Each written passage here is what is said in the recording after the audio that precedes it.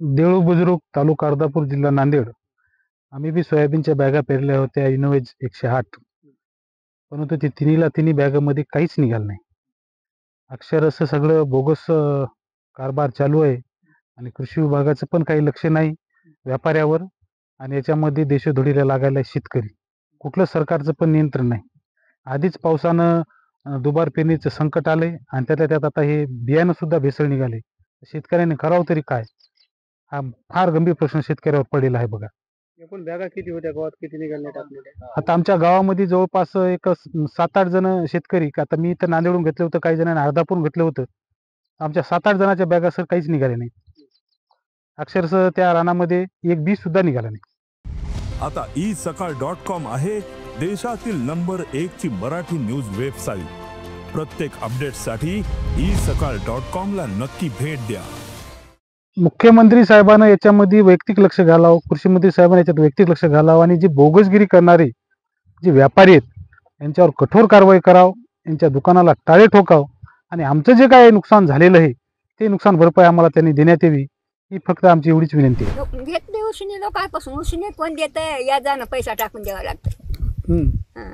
किती आणले होते? आता कोणापासून घ्यावा, आता कोणापासून घ्यावा आणि कोणापासून घ्यावा. 2-4 रोज झालं लढत बसलो, काय करू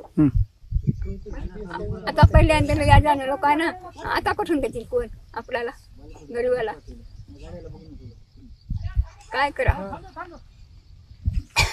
बॅग 3,500 म्हणतात, किती व्हायले 7,000 आणि खताचे 1,000 ते किती व्हायले, 7-8-10,000 तर तेच झाले. आणि इथं गेले 2,500 या बीज पेरायला, वावर असं आहे तो तसं म्हणून जे लोक घेतात. काय करावं आता, मला सांगा काय करावं. काहीतरी भरपाई द्यावा सरकारनं. नाही निघाल ना. बाकीच्या चरानं बघू शकता तुम्ही, त्या दिवशी पेरलेले, त्या डेट मध्ये पेरलेले. आता काय तुमची मागणी काय आता सर? आता सरकारनं आम्हाला हे बोगस बियाण्याचं, आता हे त्याला नांगरायला पैसे लागले, त्याला वखरायला लागले, पेरायला लागले. आता हे काय करावं आता आम्ही? एवढ्याची बॅग आणली होती, किती खर्च झाला? आता बॅग आणली होती, आता ते बॅग तर बिलावरच की सर. आता तितकं ध्यान आम्हाला कसं राहील? पेरायचे पैसे अलगच देता, याचे पैसे अलगच देता, पण कायचे ध्यान ठेवावं? टोटल आतापर्यंत